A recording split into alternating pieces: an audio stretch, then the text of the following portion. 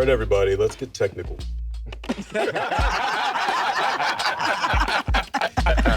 Is there a trick to lighting black skin? No! That's the end of this TED Talk. All right.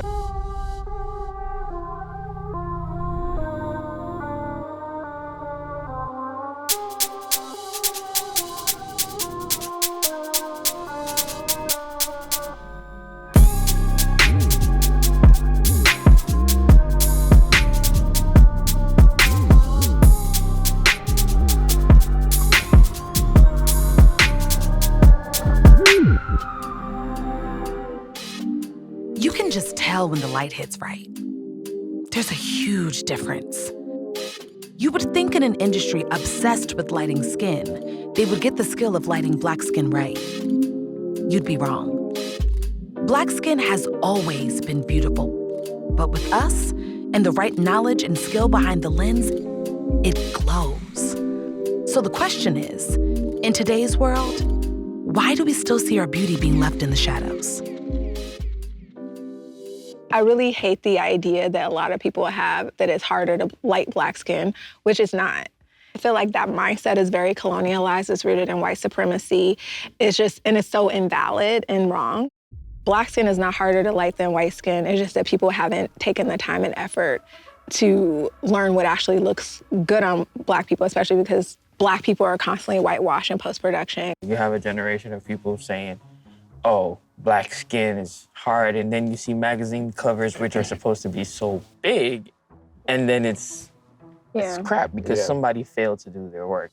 The lighting in the tropics is completely different from the lighting in South America, North America, or even Europe. We were in London a couple of weeks ago, and the images I got outside in London, they were just so beautiful, because the light, there's just the way the light comes, and it just rolls off the skin, whereas in the tropics, the light, in Nigeria is harsh. Then the light in Cote d'Ivoire was harsher, and then we got to Accra, and it was just a balance. And that's why I said it's very important to be a student of the game, because nobody tells you this, and they don't teach you this in photography school. It's kind of like something that you discover. But I always say that if your foundation is concrete enough, you'll be ready for anything. We have to know our craft and understanding how the technical part of image making. As simple as that. So there is no excuse for bad imagery out there for skin tones being too dark or too light, whatever. If that's a style, great. But it really comes down to knowing your craft. If it's intentional, love it. Fine art, cool. But knowing your craft is important. Yeah. So Netflix called me and said, can you do this group shot? And I've been known to do large group shots. They wanted to get all their African-American talent together, and we were going to shoot an image from The Great Day in Harlem by Art Kane, but give it a modern look, a modern lens, under modern optics. And this one was a pretty big one. I think there was maybe 48 or something people in there. It's really beautiful when all these people come together and they look around and they see people they might have, grown up watching on television, or they go, oh, I know you, I love your work. And the fellowship that happens when a group of people come together and the energy that is created, it's a marker in time. I love group shots because they're marker in time.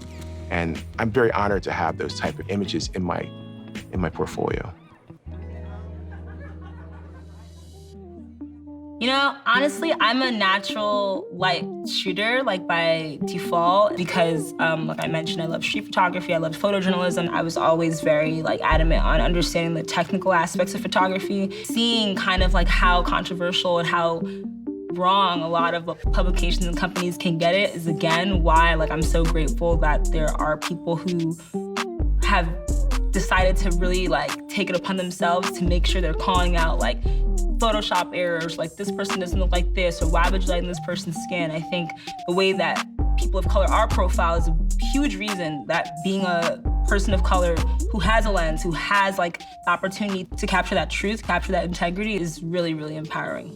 For me personally, like lighting black skin means specific intentionality behind color and texture. So different kinds of diffusion, different kind of glass can tell a very different story. And so that's why I think it's really important to like do the necessary research behind the scenes to make sure that every technical decision has intention behind it, because ultimately it comes down to perception and how we're viewing black subjects. You know, starting off as like a street photographer, I had to become a light guru. I had to learn how to bend natural light. I had to know what time to be outside. I needed to know what time the sun is setting. I needed to know, you know, the sun is gonna have a nice blue tint on it today. It was warm outside. It was a cloudy day. I had to learn these things and, you know, kind of pre-prep for when I was going outside. You know, learn how to bend light around people because I'm constantly chasing fleeting moments. So like when people say, you know, like it's hard to light skin, sometimes you don't even have no light, so what are you gonna do then? Do about it, right? You know, like you said, it's definitely a cop-out because as a person that just relies on whatever nature gives me, you know, I have to be equipped with the knowledge and knowing how that light is moving on that day. When it comes to lighting black skin, just hire us. Hire us, and when you hire us, also hire black people behind the scenes as well when it comes to production, because to be honest, it's not that hard. Like, it's not that hard. Something that I take pride in is making sure my people are good and making sure they're true to skin tone, because it's just, it's not that hard. When I'm on set or when I'm walking on the streets, it's almost like you're waiting for the universe to collaborate with you. We've worked on so many great projects recently, you know, The Harder They Fall, a movie that just came out on Netflix. You're photographing Regina King, you know, you're photographing Zazie Bates, you know, some of the most beautiful people on earth. You can't take a bad shot, practically, you know? Director James Samuel's energy just gave everybody a spark. All the actors were so excited. You know, the sets were great. The costumes are insane. You know, the landscape, it served the story so well. The end product is just so amazing. I really do give the most credit to James and that he just inspired me in a way that usually maybe only Spike does. There are a lot of black filmmakers, including James Samuels, who come up to me and say how influential Spike's movies have been on them getting into film and realizing, you know, that we can tell our own stories.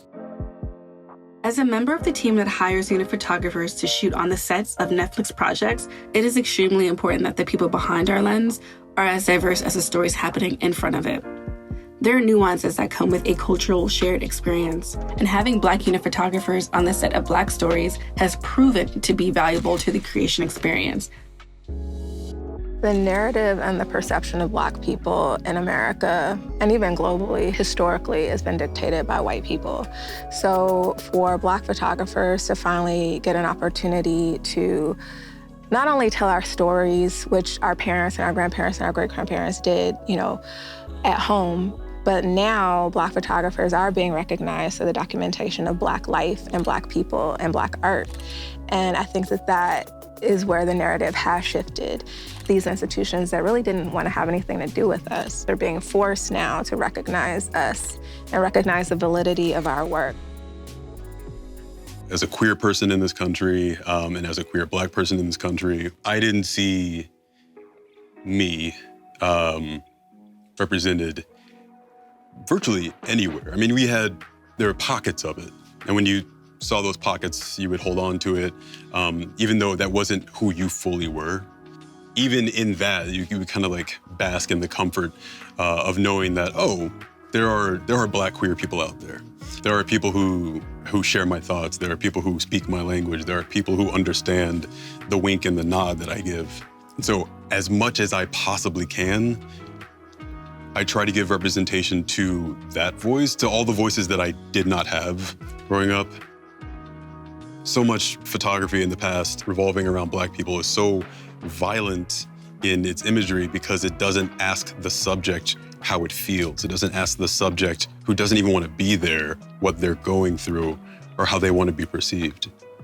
So today, when we tell you, listen to us.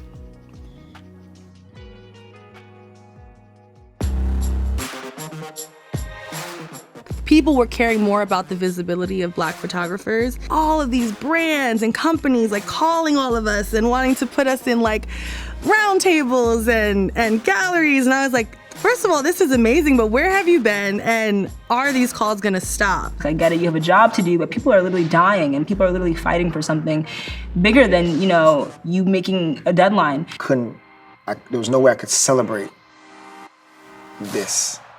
I felt like I won a Grammy at a funeral.